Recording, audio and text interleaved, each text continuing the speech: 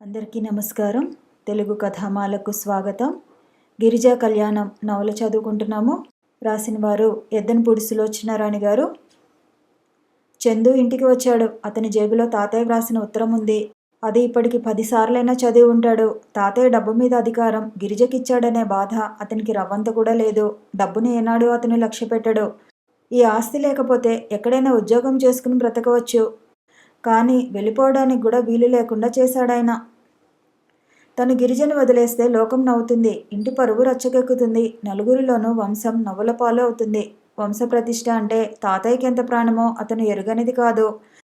ఆ వంశప్రతిష్ఠ కోసమే తాతయ్య గుండెలు పగిలిపోకుండా ఉండేందుకే రోజీ మరణించగానే తను సరాసరి పోలీసులకు చెప్పి పట్టుబడతానంటే శేషారత్నం వెనక్కి లాగాడు. ఆ రోజు రాత్రి 11 గంటల వేళ శేషారత్నం ఆవేశంతో తన మీద విరుచుకుపడుతూ అన్న మాటలే గుర్తుకు వచ్చాయి. ఏమిటి, పోలీసుల దగ్గరికి వెళ్ళి ఆ అమ్మాయిని నేను చంపానని చెప్పేస్తావా? చందు, నీ వంటి మీద తెలివి ఉండే మాట్లాడుతున్నావా? తాతయ్య సంగతి ఆలోచించావా? ఈ వార్త విని ఆయన బ్రతికి ఉండగలడని అనుకుంటున్నావా? ఇంతకంటే వెళ్ళి ఆయన కంఠం పిసికి చంపు. చందు టేబుల్ మీద తలదించుకుని కూర్చున్నాడు. అంకుల్, నేనేం చేయను నిస్సహాయంగా అన్నాడు. నోరు మూసుకుని కూర్చో, మాట్లాడకు, అంతా నేను చూసుకుంటాను. ఇంతలో ఫోన్ గనగనా మోగింది. ఆయన తీశారు. హలో. అవతల గొంతు వినగానే ఆయన ముఖం ప్రసన్నమైంది. ఏమిటా రాజా? చందు నా దగ్గరికే వచ్చాడు. ఎక్కడికి వెళ్ళలేదు. నీ దగ్గర నుంచి సరాసరి నా దగ్గరికే వచ్చాడు. ఈ రాత్రికి ఇక్కడే ఉండని నేను సర్ది చెబుతాగా. వాడిని గురించి నువ్వేం కంగారు పడకు. ఆయన ఫోన్ పెట్టేసి ఆయన చందు వైపు తిరిగాడు. చూసావా, నువ్వు పోట్లాడి వెళ్ళిపోయావని, ఏమైపోతావోనని ఆయన ఎంత కంగారు పడుతున్నాడో. ఆయన మనసు నొప్పిస్తావా? చందు మౌనంగా ఉండిపోయాడు. Uncle, Rosie dead body. అదంతా నాకు వదిలేయమని చెప్పానుగా, నేను చూసుకుంటాను. ఆయన హాస్పిటల్కి ఫోన్ చేయడానికి వెళ్ళాడు. ఆ రోజు రోజీ మరణ వృత్తాంతం గురించిన రహస్యం అంకుల్ మధ్య తన మధ్యనే సమాధి అయిపోయింది. శేషారత్నం చాకచక్యం వల్ల రోజీ మరణం గురించి ఎవరికీ అనుమానం రాలేదు. పోలీస్ కంప్లైంట్ ఉపసంహరించుకోబడింది. కేసుకి సంబంధించిన కాగితాలు శిథిలమైపోయినాయి. ఈ భయంకర సత్యం రాజగోపాలరావు గారికి తెలియదు. శేషారత్నం లోకాన్ని మరిపించగలిగాడు. కానీ చందు ఒక్కరోజు కూడా మరవలేదు. అతను ఆ రోజు నుంచి ఒంటరిగా ఉండాలంటే భయపడేవాడు. ఫలితంగా స్నేహితుల బృందం పెరిగింది. తిరుగుళ్ళు ఇంకా ఎక్కువైనాయి. అతను రోజీకి ఇచ్చిన మాట నిలబెట్టుకున్నాడు. ఇంకో ఆడపిల్ల ఎవరిని తన జీవితంలోకి రానియలేదు. చందు వద్దన్న అదంతా గుర్తుకొస్తోంది. గది ముందున్న వరండాలో నిలబడి సూర్యాస్తమయం చూస్తున్నాడు. కొద్దిమంది జీవితాలు ఎంత చిత్రం. వ్యక్తులు పరిచయం అవుతారు. వారితో సాన్నిహిత్యం చాలా కొద్ది వ్యవధిగానే ఉంటుంది. ఆ తర్వాత వారు వెళ్ళిపోతారు. కానీ జ్ఞాపకాలు మాత్రం వదలవు. గుదిబండలాగా వీళ్ళు భారంగా మోస్తూ ఉండాల్సిందే. చందు జీవితం కూడా అలాంటిదే. నవ్వుతూ త్రుళ్ళుతూ తిరిగే అతని జీవితంలో ఇలాంటి మచ్చ ఉందని ఎవరికీ తెలియదు. ఇప్పుడేం చేయాలి? తన కర్తవ్యం ఏమిటి? తాతయ్య మాట మీద గౌరవంతో గిరిజని స్వీకరించడమా, లేక రోజీకి ఇచ్చిన మాట కోసం తిరస్కరించడమా? శూన్యంలోకి చూస్తున్న చందు తిరిగి చూశాడు. ఎదురుగా మేనేజర్ నిలబడి ఉన్నాడు. అతని చేతి నిండా ఖాతా పుస్తకాల బొత్తి ఉంది. మీరు ఒక్కసారి జమా ఖర్చులు, అకౌంట్స్ చూస్తే నెలాఖరు కదా, లెక్కలు క్లోజ్ చేస్తాను అన్నాడు. ఇన్నాళ్ళు ఎవరు చూస్తున్నారు అని అడిగాడు చందు. గిరిజ గారు చూస్తున్నారు. మరి ఇప్పుడు నాకెందుకు చూపిస్తున్నారు? అదేమిటి, ఇప్పుడు మీరు యజమానులు ఎవరైనా ఈ ఇంట్లో ఎప్పుడు జరిగే పద్ధతుల్లో ఏ చిన్నదానికి మార్పు ఉండదు. వెళ్ళండి, వెళ్ళి గిరిజకి చూపించండి. సరే, అతను వెళ్ళబోయాడు. ఆగండి అన్నాడు. మేనేజరు ఆగాడు. ఆ పుస్తకాలు అక్కడ పెట్టండి, అవి గిరిజకి నేనే ఇస్తాను. సరే, మేనేజర్ అక్కడ పెట్టి వెళ్ళిపోయాడు. చందు వెనక నుంచి పిలిచాడు. సాయన్నతో గిరిజని ఇక్కడికి రమ్మన్నానని చెప్పండి అన్నాడు. మేనేజరు ఒకసారి చందు వంక దీర్ఘమైన చూపు విసిరి వెళ్ళిపోయాడు. ఆ చూపుకి అర్థమేమిటో చందుకి బాగా తెలుసు. ఇంట్లో నౌకర్లు ఉంటే యజమానుల స్వవిషయాలన్నీ వాళ్ళకి బాగానే తెలుస్తాయి. గిరిజా చందుల మధ్య అన్యోన్యత లేదని ఆ ఇంటి నౌకర్లందరికీ తెలుసు. ఈ 10 రోజులు భార్యాభర్తలిద్దరూ మాట్లాడుకోని సంగతి తీరుబడి దొరికినప్పుడల్లా చిలువలు పలువలుగా నౌకర్లు చెప్పుకుంటూనే ఉన్నారు. 10 నిమిషాల తర్వాత సాయన్న వచ్చాడు. అతను వస్తూనే ఇంటి తాళం చెవుల గుత్తి ఒక ఉత్తరం చందుకి ఇస్తూ, అమ్మాయి గారు ఎక్కడికో వెళ్ళారు, ఇది మీకిమ్మనమని చెప్పారు అన్నాడు. తాళం చెవుల గుత్తి చూడగానే చందు కనుబొమ్మలు ముడిపడినాయి. కవరు చించి చూశాడు. అందులో అందులో ఒక అరటావు పేజీ తెల్ల కాగితం ఉంది. దాని క్రింది భాగంలో ఇదంతా నా ఇష్ట ప్రకారం రాయటమైంది గిరిజ అని ఉంది. దానికి జత చేసి ఉన్న మరో చిన్న కాగితం చందు చూశాడు. అందులో ఇలా ఉంది: మిమ్మల్ని ఏమని సంబోధించాలో నాకు తెలియడం లేదు. తాతయ్య మరణంతో ఈ ఇంటికి నాకు ఉన్న అనుబంధం తెగిపోయింది. నేను వెళ్ళిపోతున్నాను. ఇప్పటికైనా మీరు ఈ ఇంటికి నాకు ఉన్న సంబంధం డబ్బుతో కాదని మంచితనం, మానవత్వంతోనని నమ్మగలిగితే నేను ఎంతో సంతోషిస్తాను. దీనితో సంతకం చేసిన తెల్ల కాగితం జతపరుస్తున్నాను. దాని మీద విడాకుల కోసం మీ ఇష్టం వచ్చిన పద్ధతిలో వ్రాసుకోండి గిరిజ. అది చదవటం పూర్తయ్యేసరికి చందు ముఖంలో రక్తమంతా పొంగి వచ్చినట్టయింది. అతను కలలో కూడా ఊహించినది జరిగింది. గిరిజ మళ్ళీ ఇంకోసారి తనని చిత్తుగా ఓడించి మహారాణిలా టీవీగా వెళ్ళిపోయింది. అతను చాలాసేపు అయిన తర్వాత గిరిజ గదిలోకి వచ్చాడు. ఆ గది అలంకరణ అంతా అలాగే ఉంది. కానీ టేబుల్ మీద ఎంబ్రాయిడరీ చేసే మేటీ క్లాత్ లేదు. గోడకి రామకృష్ణ పరమహంస ఫోటో కూడా లేదు. అల్మారాలో లక్ష్మీ సరస్వతుల ఫోటోలు ఉండే చోట ఖాళీగా ఉంది. గిరిజ, నువ్వు ఇంత ఆలోచించి ఈ నిర్ణయానికి వచ్చావని అనుకుంటే ఇక చెప్పేదేముంది? అలాగే కానీ అన్నాడు మధుమూర్తి. ఇద్దరూ హోటల్లో కూర్చుని ఉన్నారు. వాళ్ళు అక్కడికి వచ్చి చాలాసేపు అయిందని అక్కడ ఖాళీగా ఉన్న కాఫీ కప్పులే చెబుతున్నాయి. గిరిజ 4 గంటలు అవుతుండగా అతని ఇంటికి వచ్చింది. ఆ సమయానికి వరమ్మ ఇంట్లో లేదు. నీతో పనుంది, మాట్లాడాలి, నాతో రా అంది. మధు ఏం పని అని అడగలేదు. వెంటనే చెప్పులేసుకుని బయలుదేరి వచ్చాడు. ఇద్దరు నడుచుకుంటూ వెళ్లారు. గిరిజ పచ్చగడ్డిలో కూర్చుంది. కూర్చో అంది గిరిజ. మధుమూర్తి కూర్చున్నాడు. గిరిజ తను చంద్రశేఖర్ని వదిలేసి వచ్చినట్టుగా చెప్పింది. మధు తెల్లబోయాడు. గిరిజ క్లుప్తంగా పెళ్లి అయినప్పటి నుండి ఇద్దరి మధ్య ఏర్పడిన అభిప్రాయ భేదాల గురించి చెప్పింది. నేను ఇన్నాళ్ళు రాజగోపాలరావు గారి మనసు బాధపెట్టలేక ఆ నరకం సహించాను. ఇక ఇప్పుడు ఆ ఇంట్లో ఉండాల్సిన అగత్యం లేదు. ఆ సంబంధం వదిలించుకుని వచ్చేశాను అంది. గిరిజ, ఒకసారి ముడివడిన వివాహ బంధం వదిలించుకోవటం అంత సులభమనే అనుకుంటున్నావా అన్నాడు మధు. పచ్చగడ్డి వేళ్లతో లాగుతున్న గిరిజ రోషంగా తలెత్తి చూసింది. ఎందుకు కాదు? తెలుసో తెలియకో ఆడపిల్ల తనకి అనువుగాని పెళ్లిలో చిక్కుపడుతుందనుకో. పొరపాటు తెలుసుకున్న తర్వాత జీవితం చక్కదిద్దుకోకూడదా? జీవితాంతం దానినే భరిస్తూ ఏడుస్తూ కూర్చోవాలా? అది కాదు గిరిజ. మరి పాతకాలం వాళ్ళలా మాట్లాడకు మధు. వివాహం అంటే నాకు ఎంత పవిత్రమైన భావం ఉందో నీకు తెలుసు. కానీ పరిస్థితులు అలా వచ్చాయి. ధైర్యంగా చేసిన తప్పుని చక్కదిద్దుకోవాలని అనుకోవటం తప్పు కాదుగా. నా కాళ్ళ మీద నేను బ్రతకలేని అసమర్థురాలనైతే అప్పటి పరిస్థితి ఎలా ఉండేదో కన్నీటి తెరలు నిండిన కళ్ళతో దూరంగా చూస్తూ అంది. నీకు తెలియదు, చంద్రశేఖర్ అంటే నాకెంత ఇష్టమో. అతనితో కలిసి ఉండి ఘర్షణ పడుతూ అసహ్యించుకునే కంటే విడిపోయి దూరంగా ఉండి గౌరవించడమే మంచిదనుకున్నాను. అందుకే ఈ నిశ్చయం తీసుకున్నాను. నిజమే, కానీ లోకాన్ని ఏట్లో దూకని మధు. ఈ లోకాన్ని మనం ఎంతవరకు గౌరవించాలో, ఎంతవరకు అది పెట్టిన ఆంక్షల్ని భరించాలో మనకి తెలిసి ఉండాలి. నాకు తెలుసు. చంద్రశేఖర్ని నేను వదిలేశానని అంటే ఈ లోకం నన్ను పిచ్చిదాన్నని అంటుంది. భర్తని వదిలేసిన ఆడది అంటూ హీన దృక్కులతో చూస్తుంది. కానీ నాకేం భయం లేదు. నేను వాటన్నింటికీ సిద్ధమయ్యే ఉన్నాను. మధుమూర్తి జవాబు చెప్పలేనట్టుగా చూడసాగాడు. గిరిజ కంఠం ఆవేశంతో పదునెక్కింది. ఈ పెళ్లి పేరు చెప్పి తరతరాలుగా ఆడపిల్లలకి పిరికితనం నూరిపోస్తూనే ఉంది ఈ సంఘం. ఒక భార్యని కాదని మగవాడు ఇంకో భార్యని తన జీవితంలోకి తెచ్చుకున్నంత సునాయాసంగా ఆడపిల్ల మాత్రం ఎందుకు చేయకూడదు? ఈ నీతి శాస్త్రాల బరువు బాధ్యత ఆడపిల్ల భుజాల మీదనే పడేసి మగవాడు స్వేచ్ఛగా ఉంటున్నాడు. మధు, తరాలు మారిపోతున్నాయి. ఆడపిల్ల వ్యక్తిత్వంలో, చదువులో, ఆర్థిక స్వాతంత్రంలో మగవాడికి ఏమాత్రం తీసిపోని రోజులు వచ్చినాయి. పరిస్థితులు ఇంత మారినా ఆడపిల్లకి ఎందుకు ధైర్యం రావటం లేదు? ఒక పెళ్లి కాని ఆడపిల్ల నలుగురిలో తలెత్తుకు తిరగటం లేదెందుకు? భర్త వదిలేసిన ఒక అమ్మాయి తన తప్పేం లేకపోయినా తప్పంతా తనదేనన్నట్టు సిగ్గుపడుతూ తల వంచుకుని వెళ్ళిపోవడానికి ప్రయత్నిస్తుందే. అవి సమాజ పరిస్థితులు గిరిజ. ఎక్కడిది సమాజం? మనం సృష్టించుకున్నదేగా. ఎప్పుడో ఈ నియమాలు పెట్టుకున్నాం. అప్పటి కాలానికి అవి సరిపోయినాయి.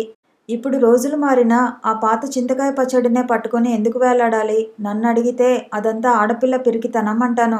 వీళ్ళ చదువులు, వ్యక్తిత్వాలు తల్లిదండ్రులు చెప్పిన పద్ధతిలో మోసపోసినట్టే ఉంటాయి. ఎంత చదువు చెప్పించినా 25 ఏళ్ళు దాటినా ఇంకా తల్లిదండ్రులే కట్నం పోసి వరుడిని వెతికి తీసుకురావాలి. తన కాళ్ల మీద తను నిలబడేందుకు అవకాశాలున్నా అమ్మా నాన్నల చాటున ఆకుచాటు పిందెలా బ్రతకాలని చూస్తారు. వీళ్ళకి కాస్త ధైర్యం వస్తే ఎంత బాగుంటుంది కదూ. ధైర్యమా? ఇంకెలాంటి ధైర్యం గిరిజ? అందరి మీద తిరగబడమంటావా? అది మరీ ఘోరం. అర్థం పర్థం లేని ఆవేశంతో అందరినీ కసిగా తిట్టేవాళ్ళు, మానవత్వం మర్చిపోయిన మనుషులు, మానసికంగా వాళ్ళలో ఏదో లోపం ఉంటుందని నా నమ్మకం. నా దృష్టిలో ధైర్యం గల ఆడపిల్ల అంటే తన జీవితానికి సంబంధించిన మంచి చెడుల నిర్ణయం తనే నిర్ణయించుకునే వ్యక్తిత్వం గల అమ్మాయి. మగవాడిని ప్రేమించవద్దని నేను అనడం లేదు. మగవాడితో సంబంధం లేకపోతే స్త్రీకి సగం జీవితం చీకటి కోణం అన్నమాటే. అతని అనురాగం తెలియకపోతే జీవితంలో అసలైన ఆనందం, సుఖం పొందలేదన్నమాటే. కానీ అతని ప్రేమని తన వ్యక్తిత్వంతో ఆకర్షించుకోవాలి. అతని ఇష్టం లేకపోతే దూరంగా వెళ్ళిపోయి నిర్భయంగా బ్రతకగలను అనే ధీమా ఉండాలి. మధు గిరిజని చూస్తున్నాడు. ఆవేశంతో కందిన ఆ ముఖంలో ఎంత ఆత్మస్థైర్యం, ఎంత విశ్వాసం.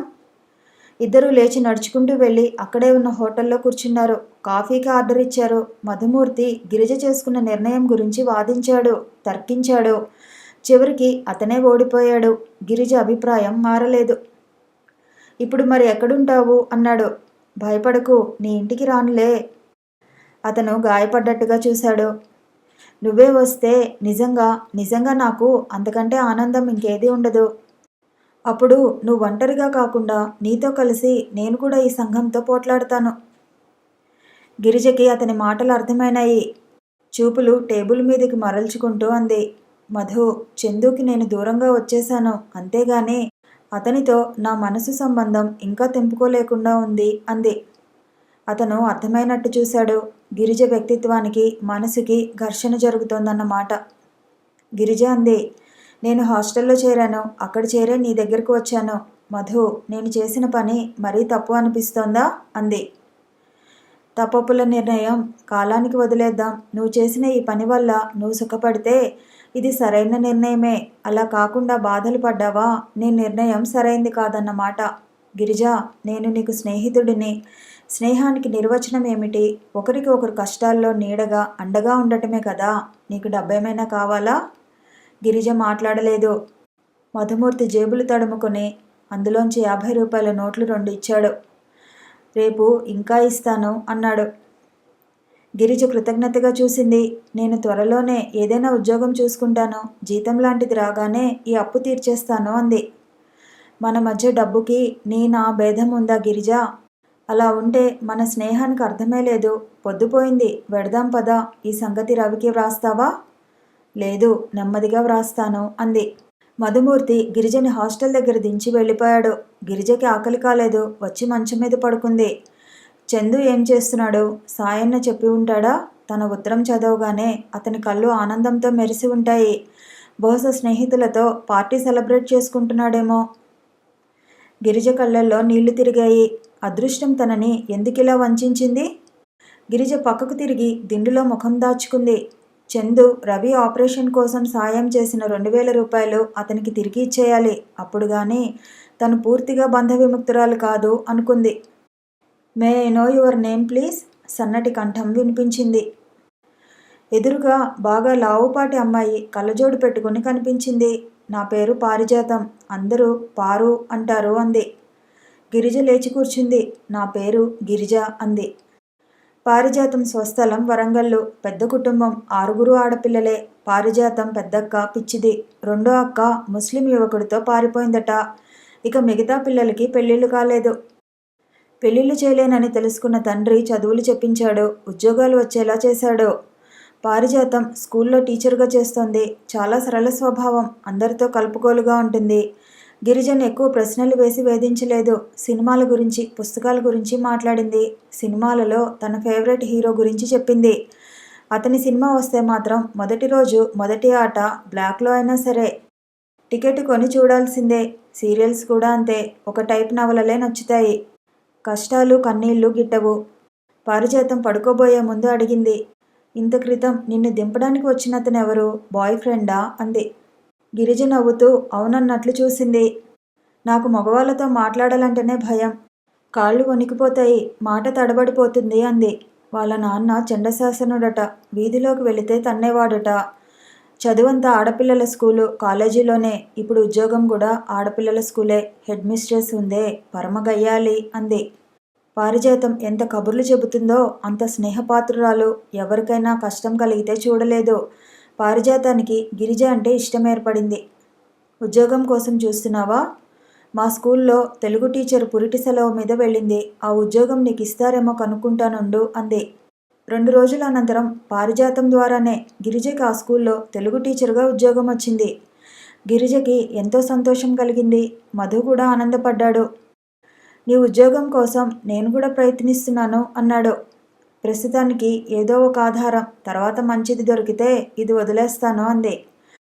హాస్టల్లో లేచినప్పటి నుంచి హడావుడే. ఎవరి పనుల కోసం వారు పరుగులు పెడుతున్నట్టే ఉంటారు. భోజనం అస్సలు బాగుండదు. వీలైనంత వరకు బయట భోజనం చేసి వస్తుంటారు. మధుమూర్తి రోజు సాయంత్రం బ్యాంకు వదలగానే ఆఫీస్ నుంచి ఇటే వస్తున్నాడు. ఒక అరగంటో గంటో గిరిజ అతను కలిసి కూర్చుని కబుర్లు చెప్పుకోవటమో లేక ఎక్కడికైనా వెళ్ళి ఏదైనా తినడమో చేస్తుంటారు. ఒకరోజు గిరిజను చూస్తూ మధు అన్నాడు, గిరిజ, నిన్ను చూస్తే నాకు చిత్రంగా అనిపిస్తోంది. ఎందుకు? రాజగోపాలరావు గారి ఇంట్లో చూస్తే మహారాణిలా ఉన్నావు. కాస్త కష్టం కూడా తెలియక సుఖంగా పెరిగిన అమ్మాయిలా ఉన్నావు. ఇప్పుడేమో ఏ కష్టాన్నైనా అవలీలగా జయించగల ధీశాలి అన్నట్టుగా కనిపిస్తున్నావు. ఈ 2 రూపాల్లో ఏది నిజం? 2 రూపాలు నిజమే. బాగా జరిగితే సుఖంగా ఉండి జీవితం ఎంజాయ్ చేస్తాను, లేకపోతే కష్టపడతాను. సుఖపడటానికి సంతోషపడినట్లే నా మనసు కష్టపడటానికి వెరవదు. నీ ఫ్రెండ్ పారు ఎలా ఉంది? నీ పేరు వింటేనే సిగ్గుపడిపోతోంది. అదేమిటి? ఆ అమ్మాయికి నీ పేరే కాదు, ఎవరి పేరు విన్నా అంతే. గిరిజ నవ్వింది. మధుమూర్తి సానుభూతిగా చూశాడు. పొద్దుపై వచ్చిన కొడుకు అన్నం పెడుతూ వరమ్మ రుసరుసలు మొదలుపెట్టింది. ఏరా, ఎక్కడికి వెళుతున్నావు? రోజు పొద్దుపై వస్తున్నావు? లైబ్రరీకి వెళుతున్నానమ్మా. ఎందుకు? ఎంఏకి కడదామని. కొడుకు భోజనం చేస్తుంటే ఆవిడ కొడుకు దగ్గర కూర్చుంది. ఈ సంగతి విన్నావట్రా? ఏ సంగతమ్మా? గిరిజ భర్తని వదిలేసి వెళ్ళిపోయిందట. హాస్టల్లో ఉందిట. స్కూల్లో ఉద్యోగం వెలగబెడుతోందిట. మధుమూర్తి అవసరం లేకపోయినా గ్లాసు ఎత్తి మంచినీళ్లు గటగటా తాగాడు.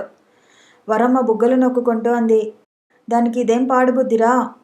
అలాంటి సంసారం ఎవరైనా వదులుకుంటారా? మధు మాట్లాడకుండా అన్నం తినసాగాడు. కుక్కకి నెయ్యి ముడుతుందా? అదృష్టహీనులకి దేవుడు వరం ఇచ్చినా దక్కదు. నేను విని ఆశ్చర్యపోయానంటే నమ్ము. అవ్వా, నేను ఇప్పటికి కూడా నమ్మలేకపోతున్నాననుకో. ఇంటికి పిలిచి నీకు ఇదేం పాడుబుద్ధే అంటూ చెడామడా 4 తిడదామన్నంత కోపంగా ఉంది. నీకెందుకమ్మా మధ్యలో?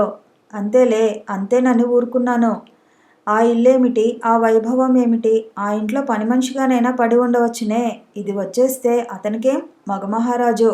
రేపు ఈ పాటికి 2వ పెళ్లి చేసుకుంటాడు. అయినా సుడి ఉండబట్టి గాని దీనికి వాళ్ళ గుమ్మంలో నిలిచే యోగ్యత ఉందా అని. మధుమూర్తి అన్నం తిని లేచాడు. ఆవిడ పడుకోవడానికి పక్క సర్దుకుంటూ అంది, ఇదిగో, నువ్వు మాత్రం దాని ఛాయలకి కూడా పోకు, తెలిసిందా? నువ్వు చెబుతున్నావుగా, సరే అన్నాడు మధు. హాయిగా తిని పడి ఉండలేక ఆవిడ గొనుక్కుంది. మధు పడుకున్నాడు. అతని కళ్ళ ముందు మాటికి మాటికి గిరిజే కదులుతోంది. గిరిజ ఆ ఇంటి నుంచి యువతలకు శారీరకంగా వచ్చేసింది, కానీ మానసికంగా ఇంకా రాలేదు. ఇప్పటికి కూడా చందు విషయం వస్తే ఆ కళ్ళు వేటగాడి బాణం దెబ్బతిన్న లేడిపిల్లలా గాయపడిన హృదయాన్ని ప్రతిబింబిస్తాయి. అతను వేచి చూస్తున్నాడు. గిరిజ చేసుకునే నిర్ణయం శాశ్వతమైనదా, తాత్కాలికమా? అతను కాలం చెప్పే తీర్పు కోసం ఎదురు చూస్తున్నాడు. చందు, ఏమిటది? నేను విన్నది నిజమేనా? గిరిజ ఇంట్లోంచి వెళ్ళిపోయిందట. మహాలక్ష్మి స్కూల్లో టీచర్గా పనిచేస్తోందట. ఈ వార్త నిజమేనంటావా? శేషారత్నం నిలదీసినట్లుగా అడిగాడు. చందు జవాబు చెప్పలేనట్లు చూశాడు. అవమానం దిగమింగుతున్నట్టుగా ముఖం తిప్పుకుంటూ అన్నాడు, నిజమే అంకుల్. శేషారత్నం చందు వైపు కలజోడులో నుంచి అలాగే చూశాడు. నిజమేనా? నిజమేనని నాకు నువ్వు చెబుతున్నావా? నేనేం చేయను? ఆ రోజు మీ దగ్గరకు వచ్చి తాతయ్య విల్లు గురించి నేను విని ఇంటికి వెళ్ళేసరికి తను ఉత్తరం రాసి సాయన్న చేతికిచ్చి వెళ్ళిపోయింది. హాస్టల్లో ఉంటోందిట. నేను సాయన్న చేత ఇంటికి రమ్మనమని కబురు చేశాను. ఈ ప్రపంచంలో నాకు ఇల్లు అనేది లేదని మీ చిన్నబాబుకి చెప్పు అంటూ కబురు చేసింది. 4-5 సార్లు ఫోన్ చేశాను. ఉండి కూడా లేదనిపించిందని తెలిసింది. శేషారత్నం చందు చెప్పిందంతా శ్రద్ధగా విన్నాడు. అసలు గిరిజ వెళ్ళిపోవడానికి గల కారణమేమిటి? చందు చూపులు నేలకి వాలినాయి. నాకు తెలియదు అన్నాడు. తెలియదా? పెళ్ళాం ఇంటి నుంచి వెళ్ళిపోతే కారణమేమిటో తెలుసుకోనవసరం లేదన్నమాట. నువ్వెక్కడి మొగాడివోయ్? ఏదో జరిగి ఉంటుంది చందు. తాతయ్య చనిపోయే ముందు గిరిజ గురించి నీకు వ్రాసిన ఉత్తరం మాట మర్చిపోయావా? మర్చిపోలేదు. తాతయ్య పట్ల గౌరవంతోనే తను నాకు చెప్పకుండా వెళ్ళిపోయిందని కోపం వచ్చినా అది దిగమింగి సాయన్నతో కబురు చేశాను. కోపం వచ్చి వెళ్ళిన ఆడది నౌకరు చేత కబురు చేస్తే వస్తుందా? నీకు ఆ మాత్రం ఆలోచన ఎలా లేకపోయింది? నేనేం చేయను అంకుల్. వెళ్ళి వెంటనే గిరిజన కారణం ఏమిటో అడిగి తెలుసుకో. నేనా? అవును నువ్వే. ఒకవేళ నీ తప్పైతే ఉంటే బ్రతిమలాడి ఇంటికి తెచ్చుకో. చీచీ, ఆ అమ్మాయి ఇల్లు విడిచి ఈ ఊరిలోనే వేరుగా ఉండటమా? ఉండటమే కాకుండా ఉద్యోగం చేయటమా? ఎంత పరువు నష్టం! మీ వంశప్రతిష్టకి ఎంత మచ్చ! నలుగురు నీ గురించి ఎంత నవ్వుకుంటారో తెలుసా? తెలుసు అంకుల్. ఎక్కడికి వెళ్ళినా ఇదే ప్రసక్తి. తల ఎత్తుకోలేకపోతున్నాను. నేనేం చేయను? పళ్ళ బిగువన అన్నాడు. ఇంతలో అక్కడికి శేషరత్నం భార్య కాఫీ తెచ్చింది. ఇద్దరికీ ఇస్తూ, ఏరా చందు, నీ భార్య ఉద్యోగం చేసుకుంటోందిట. నువ్వు ఏమన్నావేమిటి? ఇంట్లోంచి ఎందుకు వెళ్ళిపోయింది అంది. నేనేమీ అనలేదాంటీ, తనే వెళ్ళిపోయింది అన్నాడతను. నువ్వేమీ అనకుండా వెళ్ళిపోయిందా? అయితే చాలా పొగరన్నమాట. అలాంటి వాళ్ళకి మాటలతో పని లేదు. 4 తన్ని ఇంట్లో పడేసి తాళం వేయాలి. మొన్న శనివారం జడ్జిగారింట్లో కొడుకు బారసాల ఉందని వెళితే ఆవిడ ఇదే అడిగింది. మీ తాతయ్య ఆయన ఎంత స్నేహితులు. మీలో మీకు ఏదైనా తగాదాలు ఉంటే ఇంట్లో తన్నుకు చావండి. మీ పోట్లాటలు పడక గదికే పరిమితం చేసుకోండి. అంతేగాని ఇలా ఊరిన పడతారా? దానికి బుద్ధి లేకపోయిందనుకో, నువ్వు గాజులు తొడిగించుకున్నట్టు చూస్తూ ఊరుకుంటావా? పరువు నష్టం ఎవరికి? ఆ అమ్మాయికేం ఊరా పేరా? ఎక్కడో ఉండాల్సిందాన్ని తెచ్చి మీ తాతయ్య సింహాసనం ఎక్కించారు. మా చెల్లెలు కూతుర్ని చేసుకోవయ్యా అంటే విన్నారు. చందు ఇష్టం, నాదేం లేదు అన్నాడు. ఇప్పుడు బాగా అయింది. అందుకే పెళ్ళిళ్ళు తెలిసిన వాళ్ళలోనే చేసుకోవాలి అన్నారు. అదే నా చెల్లెలు కూతురే అనుకో, ఇలాంటి గొడవలు జరిగేవా? జరగనిచ్చేవాళ్ళమా మేము? చందు ఆవిడ ఉపన్యాసం వినలేనట్టు కాఫీ గబగబా తాగి, ఇక వెళ్తాను అంకుల్ అంటూ లేచాడు. శేషరత్నం సరేనన్నట్టు తల ఊపాడు. చందు వస్తుంటే ఆవిడ గుమ్మం వరకు వచ్చి సాగనంపుతూ అంది. కాస్త భార్యను అదుపులో పెట్టడం నేర్చుకో. మీ పరువు సంగతి మర్చిపోకు. కారులో కూర్చున్న అతనికి ఆ స్టీరింగ్ విరగొట్టాలన్నంత ఆవేశం వచ్చింది. చందు డ్రైవ్ చేస్తున్న కారు వీధుల్లోంచి పోతోంది. అతని మనసు అల్లకల్లోలంగా ఉంది. గిరిజ వెళ్ళిపోయిందని అనగానే అతనికి చాలా రోషం వచ్చేసింది. ఆ అమ్మాయే తన విలువ తెలిసి తిరిగి రావాలని ఆగ్రహపడ్డాడు. ఎక్కడికి వెడుతుంది? వారం రోజుల్లో తిరిగి వస్తుంది. నువ్వేం దిగులు పడుకు చందు. ఈ ఆడవాళ్ళు బ్రతిమలాడిన కొద్దీ నెత్తికెక్కుతారు అన్నారు ఫ్రెండ్స్. అతనికి ఏం చేయాలో తోచలేదు. ఒక పక్క ఆస్తి వ్యవహారాలు, ఇంటికి వెళ్ళడం ఆలస్యం, ఆ మేనేజర్ ఖాతా పుస్తకాలతో ఎదురవుతాడు. ఆ లెక్కలు చూస్తుంటే అతనికి తలా తోక అర్థం కావటం లేదు. చూసినట్లు పరీక్షించినట్లు నటించి సంతకం పెట్టేస్తాడు. అక్కడితో తన బాధ్యత తీరిపోయింది అనుకుంటాడు. ఇంట్లో ఏది కావాలన్నా సాయన్న, వంట మనిషి వస్తారు. మీ ఇష్టం వచ్చినట్టు చేసుకోండి. మీ ప్రశ్నలతో నాకు పిచ్చెక్కించకండి. పొద్దున్నే అరిచేశాడతను. అదీగాక ఫ్యాక్టరీ నుండి వర్కర్స్ వస్తారు. ఏవేవో సాధక బాధకాలు చెబుతారు. అవి నిజమో అబద్ధమో తెలియదు. వాళ్ళు అడిగిన డబ్బు ఇచ్చేయమని అంటాడు. దీనికి తోడు బయటికి వెళితే ప్రతి వాళ్ళు నీ భార్య ఎక్కడికి వెళ్ళింది అంటూ ఆరాలు. వాళ్ళకి గిరిజ ఇంట్లోంచి వెళ్ళిపోయిందని, ఉద్యోగం చేసుకుంటోందని బాగా తెలుసు. అయినా తన నోటి నుంచి ఏం జవాబు వస్తుందో వినాలని కుతూహలం. చందు బయట తలెత్తుకోలేకపోతున్నాడు. గిరిజ వెళ్ళిపోయి తన కళ్ళెదుటే అలా స్వతంత్రంగా జీవించటం అతని చేతకానితనాన్ని వెక్కిరిస్తూ చూపిస్తున్నట్టుగా ఉంది. ఇది మరీ అతనికి పిచ్చెక్కిస్తోంది. అతను డ్రైవ్ చేస్తున్న కారు సరాసరి గిరిజ ఉంటున్న హాస్టల్ ముందుకు వచ్చి ఆగింది. అతను విజిటర్స్ రూమ్లోకి వచ్చాడు. గిరిజ కావాలి అని అడిగాడు. ఆ రోజు శనివారం కావటం వల్ల గిరిజ త్వరగా స్కూల్ నుంచి వచ్చేసింది. తలంటు పోసుకుని చిక్కు తీసుకుంటూ జుట్టు దువ్వుకుంటోంది. గదిలోకి పారిజాతం గబగబా వచ్చింది. గిరిజ, నీకోసం ఒక కొత్త బాయ్ ఫ్రెండ్ వచ్చాడు. అబ్బా, ఎంత బాగున్నాడో తెలుసా అంది. నాకోసమా? మధుమూర్త అని అడిగింది. ఊహు కాదు, ఇతను మధుమూర్తి కంటే చాలా బాగున్నాడు. అబ్బా, ఎంతటి తెల్లబట్టలు వేసుకున్నాడో. పారిజాతం మురిసిపోతూ అంది. గిరిజ కనుబొమ్మలు ముడిపడినాయి. మధుమూర్తి కాకుండా నా కోసం ఇంకెవరు వస్తారు? జుట్టు రిబ్బన్తో కట్టుకుని విజిటర్స్ రూమ్లోకి వచ్చింది. అక్కడ కారుతాళాలని చూపుడు వేలికి తగిలించి తిప్పుతూ కిటికీ దగ్గర నిలబడి బయట లాన్లోకి చూస్తున్నాడు చందు. అడుగుల చప్పుడు, చీర రెపరెప వినగానే అతడు ఇటు తిరిగాడు. గిరిజకి వెంటనే వెనక్కి తిరిగి వెళ్లే అవకాశం లేకపోయింది. అతను గిరిజనే చూస్తున్నాడు. అప్పుడే తలస్నానం చేసిందేమో. ముఖం తేటగా నందివర్ధనం పువ్వులా ఉంది. గిరిజ అతన్నే చూస్తోంది. తెల్లటి బట్టలు వేసుకుని కారు తాళాలు తిప్పుతూ అతను రవ్వంత కూడా చింతలేని మనిషిలా ఉన్నాడు. ఇద్దరూ ఎవరికి వారే ఎదుటివారు తమని పలకరిస్తారేమోననే అహంతో చూస్తున్న వారిలా మౌనంగా నిలబడిపోయారు. గిరిజ మాట్లాడలేదు. గిరుక్కున వెనక్కి తిరిగి వెళ్ళిపోబోయింది. ఆగు అన్నాడు. గిరిజ ఆగింది. అతను వెంటనే ఏం మాట్లాడలేదు. ఆమె అతను చెప్పబోయేదానికి వేచి చూస్తున్న దానిలా నిలబడింది. అతను అహాన్ని నోరు మూసినట్టుగా, అభిమానం పీక నొక్కినట్లుగా మెల్లగా అన్నాడు, ఇంటికి వెళదాం రా. ఆ పిలుపులో అర్థింపు లేదు, ఆజ్ఞ ఉంది. గిరిజ గుండెల్లో అభిమానం కస్సున తోక మీద లేచింది. వెనక్కు తిరిగి సూటిగా అతని వైపు చూస్తూ అంది, ఇల్లా? ఏ ఇల్లు? అతనికి కోపం వచ్చింది. అయినా నిగ్రహించుకున్నాడు. ఇంకేం ఇల్లు? నా ఇల్లు. మీ ఇంటితో నాకేం పని? ప్రతి భార్యకి భర్త ఇంటిలో ఏం పని? భార్య. గిరిజ పెదవుల మీద నిర్లక్ష్యం మిళితమైన చిరునవ్వు కదిలింది. భార్య. భార్య అంటే ఏమిటో అర్థం తెలుసా మీకు? ఎందుకు తెలియదు? భార్య అంటే భర్త తప్పొప్పులను గుండెల్లో దాచుకునేది. కానీ ఆ భార్య గుండెల్లో భర్త చిచ్చు పెడితే అతని గుండెల్లో దాచుకుంటే అందులో అతను కూడా మగ్గి మసి అవ్వటమేగా. అతిగా మాట్లాడకు. ఇంటికి వెళదాం రా. ఆస్తి అంతా నీకే అప్పచెబుతాను, నువ్వే చూసుకో. మీరు మర్యాదగా మాట్లాడటం నేర్చుకోండి. ఆడపిల్లంటే మేకపిల్ల అనుకుంటున్నారు. కాస్త డబ్బు అనే పచ్చగడ్డి చూపిస్తే మీ వెంటబడి వస్తుందని అహం పోతున్నారు. మీరేగా 100 సార్లు ఆ ఇంట్లో నుంచి వెళ్ళిపోమని తరిమారు. ఆ మాటను మర్చిపోయారా? మర్చిపోలేదు. నేను నీతో తెంచుకోలేని విధంగా తాతయ్య మనిద్దరికి ముడిపెట్టి వెళ్ళాడు. నేనిప్పుడు వచ్చింది నా కోసం కాదు, తాతయ్య కోసం. ఓహో! వ్యంగ్యంగా అన్న మాటకి అతను రెచ్చిపోయినట్టు చూశాడు. తాతయ్య నీ కోసం అంత చేశాడే, ఆయన పట్ల నీకు కృతజ్ఞత అయినా లేదా? నిన్ను ఆయన కోరి ఆ ఇంటికి మహారాణిని చేస్తే ఆయన పరువు ప్రతిష్టలు ఇలా పాడు చేస్తావా? పోయిన ఆయనంటే నీకు కనీసం గౌరవం అయినా లేదా? గిరిజ గడ్డం కొద్దిగా పైకి లేచింది. ఉంది. అందుకే నేను ఎక్కడున్నా ఆయనకు అగౌరవం కల్పించే పని ఏది చేయను.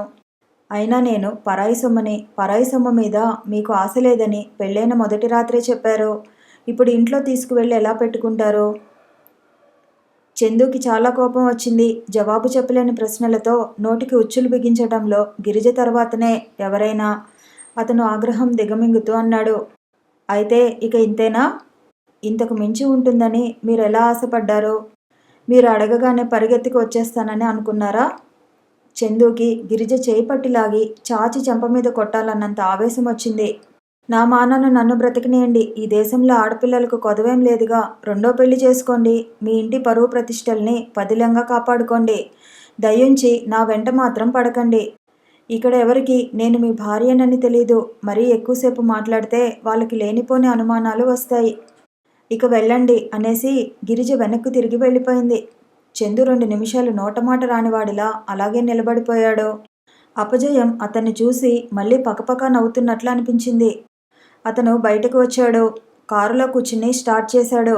అది రయ్యిన హాస్టల్ గేటు దాటుతుంటే అందులోంచి తల వంచుకుని లోపలికి నడుస్తూ వస్తున్న వ్యక్తి ఉలికిపాటుగా పక్కకు తప్పుకున్నాడు. చందు అతన్ని చూశాడు. అతను ఎవరో కాదు, మధుమూర్తి.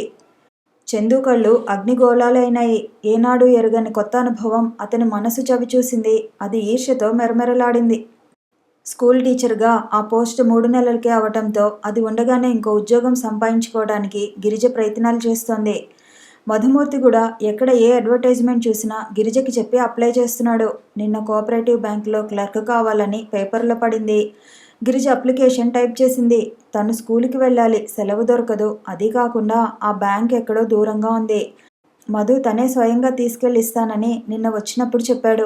గిరిజ అప్లికేషన్ టైప్ చేసి స్కూల్కి వెళ్లే ముందు దోవలోనే ఉన్న మధుమూర్తి ఇంటి ముందు రిక్షా ఆపి లోపలికి వచ్చింది.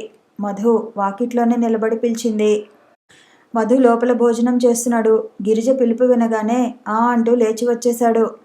గిరిజ బ్యాగ్లో నుంచి టైప్ చేసిన కాగితం తీసి అతనికి ఇచ్చింది. కాస్త నువ్వు ఇచ్చేస్తావుగా అంది. ఈ అప్లికేషన్ ఇక ఆ బ్యాంకు వాళ్ళకి అందినట్టే అనుకుని నువ్వు నిశ్చింతగా ఉండు అన్నాడు అతను నవ్వుతూ. గిరిజ బ్యాగులోంచి రూ. 10 కాగితం తీసి అతనికి ఇచ్చింది. ఇదేమిటి అన్నాడు అతను. Auto charge. ఇదేమిటి ఈ కొత్త పద్ధతి ఎప్పటి నుంచి? నేను బస్సులో వెళ్ళి వస్తాను. గిరిజ చేయి నెట్టేస్తూ అన్నాడు. బస్సులు దొరుకుతాయో లేదో, లేకపోతే సైకిల్ మీద వెళతాను. అదంతా నీకెందుకట అన్నాడు. అది కాదు మధు, నువ్వు సాయం చేయి, కానీ డబ్బు మాత్రం. గిరిజ అంటుండగానే ఇంతలో వరమ్మ వంట ఇంట్లోంచి రయ్యన వచ్చేసింది. డబ్బు తీసుకోడే, వాడెందుకు తీసుకుంటాడు? వాడికి నువ్వు 2వ సంసారం అయిపోయావు. ఏమ్మా మహాతల్లి, చేసుకున్న పెళ్లి పెటాకులు చేసుకుని వీధిన పడ్డావు. సిగ్గు లజ్జ లేకుండా తగుదనమ్మా అంటూ ఈ ఊరిలోనే ఉద్యోగం వెలగబెడుతున్నావు. నీ అంత బరి తెగించిన ఆడదాన్ని నేనెక్కడా చూడలేదు. అమ్మా, మధుమూర్తి అరిచాడు. కానీ ఆవిడ ఆ అరుపుల్ని లేస మాత్రం కూడా లక్ష్య పెట్టలేదు. ఏదో పెళ్లి చేసుకున్నావుగా, ఒక ఇంటిదానివి అయినావు కదా, పీడ వదిలింది అనుకున్నా. మావాడికి ఇక నిశ్చింతగా పెళ్లి చేయవచ్చునని అనుకున్నా. మళ్ళీ నీ కథ మొదలైంది. వాడు వచ్చిన ప్రతి సంబంధాన్ని వద్దంటున్నాడు. అమ్మా, నువ్వేం మాట్లాడుతున్నావో నీకు తెలుసా? మధుమూర్తి తల్లిని వంట ఇంటి వైపు తోశాడు. ఎందుకు తెలియదురా, బాగా తెలుసు. ఈ పాపిష్టి దాని మూలంగానే నువ్వు ఆ వరంగల్ సంబంధం వద్దంది. అది నాకు తెలియదనుకుంటున్నావా? పెళ్లికి ఒప్పుకుంటానన్న పెద్ద మనిషివి మళ్ళీ ఎందుకు మనసు మార్చుకున్నావు? నువ్వింక మాట్లాడకమ్మా. ఇంకొక మాట మాట్లాడావంటే ఈ ఇంట్లో నుంచి వెళ్ళిపోతాను. గిరిజ, నువ్వు ఇక వెళ్ళిపో అన్నాడు మధు. గిరిజ ముఖంలో అవమానం, అభిమానం, రోషం కుతకుతలాడిపోతున్నాయి. వెళ్ళి వస్తాను మధు, ఎంతో సహనంతో ఆ అవమానం దిగమింగుతూ అంది. నువ్వు మళ్ళీ ఏమీ రానక్కర్లేదులే తల్లి. నా కొంప నిలువున తీయకు. నీకు నీ మొగుడు నచ్చకపోతే వెళ్ళి దేశం మీద పడు. అంతేగాని నా కొడుకు జోలికి మాత్రం రాకు. సిగ్గున్న దానివైతే నా గుమ్మంలో మళ్ళీ కాలు పెట్టవు. వరమ్మ కేకలు పెట్టి అరుస్తుంటే ఇరుగు పొరుగు సోజ్యంగా తొంగి చూడసాగారు. మధుమూర్తి గబగబా షర్టు వేసుకుని చెప్పులేసుకుని బయటకు వచ్చాడు. గిరిజ రిక్షా ఎక్కబోతోంది. గిరిజ, అమ్మకేం తెలియదు, ఏమిటో వాగేసింది. వాళ్ళకి నీ స్థితి చెప్పినా అర్థం కాదు. అదంతా నువ్వు మనసులో పెట్టుకోవద్దు. గిరిజ కళ్ళనీళ్ళని బలవంతంగా బిగపట్టుకుంది. మీ అమ్మ మీద నాకేం కోపం లేదు మధు, తప్పంతా నాదే. నేను ఇదివరకు గిరిజనే అనుకుంటున్నాను. ఇదివరకు గిరిజను కాదుగా, భర్త వదిలేసిన ఆడదాన్నయ్యే. నేను సాయంత్రం కలుస్తాను గిరిజ. గిరిజకి ఆ మాట ఉత్సాహంగా అనిపించలేదు.